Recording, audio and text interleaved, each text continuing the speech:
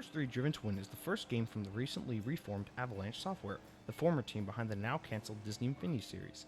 Under ownership of WB Games, Avalanche has managed to make a return to the industry, creating Disney-licensed games of all things. It's about the best option fans could have hoped for, and with Cars 3 Driven to Win, Avalanche has crafted a game that makes a bold statement. They are back and ready to create more fantastic video games set in the Disney universes we love. Driven to Win is a full-fledged, content-heavy movie tie-in game, the likes we haven't seen in years. With over 20 tracks to race on, a handful of game modes, and some of the best racing gameplay out there, Cars 3 offers a premier movie tie-in that should complement the recent release of the Cars 3 movie nicely. The game takes place after the events of the movie. The story is light, the events don't really matter a whole lot, but they are there. After a quick and intuitive tutorial, players are set free to decide how they want to play. While many tracks, characters, and cosmetic features are locked from the beginning, the game does a wonderful job of laying out the roadmap for players to unlock all the game's content. The Hall of Fame is essentially a big checklist with 136 challenges to accomplish. Xbox and PlayStation players might equate these tasks or challenges to the likes of achievements or trophies. The various challenges encouraged me to play the game in different ways, and evoked that one more race feeling that kept me playing for upwards of 20 hours.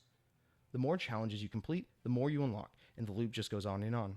The game's 21 tracks are well thought out and nicely themed to the Cars movies. The first 17 tracks were built specifically for Driven to Win and features the best locations from the Cars 3 movie. The last 5 tracks are remakes from the Cars 2 video game and have been retooled to accommodate the new mechanics of Driven to Win. Although I've played some of these tracks before, they now feel like new and have been suited for the better sequel that Driven to Win is.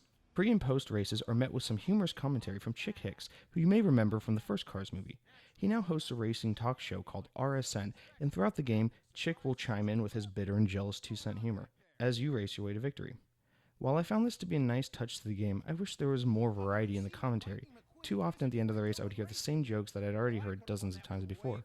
Driven to Win has 23 different characters to play as, ranging from classics like Lightning McQueen and Mater to new characters such as Cruz Ramirez or Jackson Storm. Each player provides a unique personality and plays differently, offering a wide array of options for players. Although I didn't personally stray away from Lightning McQueen too much, I found it a bit disappointing that so many of the characters from the Cars 2 video game didn't make a return. I wasn't longing to play as them necessarily, but I couldn't help but notice a gap between the roster right in the middle of Cars 1 and Cars 3 characters. In race mode, the game feels like a classic arcade racer with tight controls. The drifting, while quite different from games like Mario Kart, took a while to adjust to, but after a few hours I was drifting like the Hudson Hornet. Car handling feels tight, a notable improvement from Cars 2 the video game, released back in 2011. The abilities to drive in reverse and on 2 wheels make a return to Driven to Win as well, and are improved with stunt strips placed throughout the tracks that reward racers with turbo power for pulling off some more stylistic driving. When I played Cars 2, I largely ignored these features and particularly found driving in reverse to be a bit cumbersome, but Driven to Win's challenges pushed me to master these skills and utilize them to outrace my opponents. Battle Race mode is more Mario Kart style. Mystery boxes allow for some pretty ridiculous and in some cases violent racing. I don't know that the team at Pixar would consider this game canon if they saw just how aggressive Lightning McQueen can be with a couple of rockets strapped to his sides. Takedown mode has players against the clock to mow down waves of virtual cars and set new high scores. Stunt Showcase is all about getting big air and pulling off stunts. It doesn't matter how you race in this mode, you just need to score some serious points to beat out the competition. Best Lap Challenge is the game's Ghost mode, and I found this mode to be particularly more difficult than the others. I just couldn't seem to pull off the 3-star ratings in this mode. Finally, there are the Master Level events. These are the main story missions, of which there are 4. Each event involves different characters from Cars 3, except the Mater the Greater event inspired from the cartoons short. Each Master Level event utilizes a different mode to really test the player's skill in a particular aspect of the game. I never found any of the Master Level events to be any more challenging than any other race I had already participated in the game. Even the final showdown with Jackson Storm seemed to be a bit underwhelming, though I was playing the game on an easier mode in all fairness.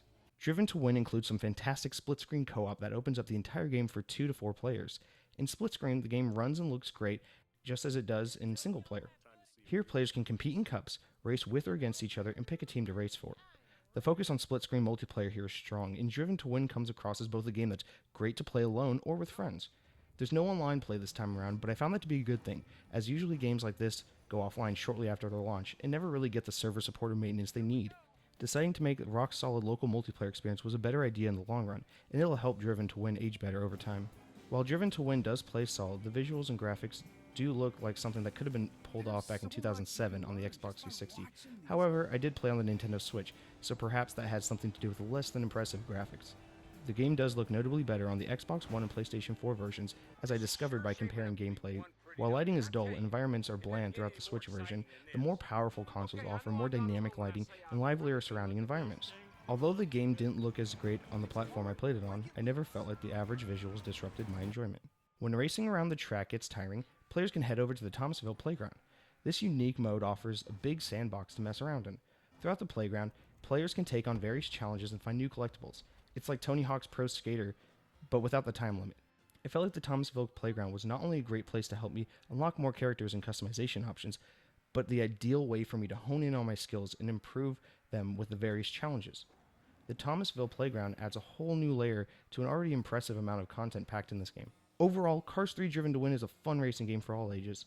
Where typical movie tie-in games tend to fall flat, Driven to Win excels. With dozens of tracks, characters, and ways to play, there's enough here to keep players busy for a long time. While not the most impressive looking game of 2017, Driven to Win is a satisfying racing game set in a recognizable and lovable world. In a time where most Disney licensed games are either free-to-play mobile games or serious AAA blockbusters, it's nice to once again have something in the middle of the road.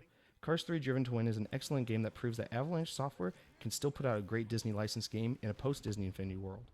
Okay, Mr. McQueen, let's see how you do. Doc and Smokey are fast, so try to keep up. Remember, skill is everything, and these two had the skills. Get ready.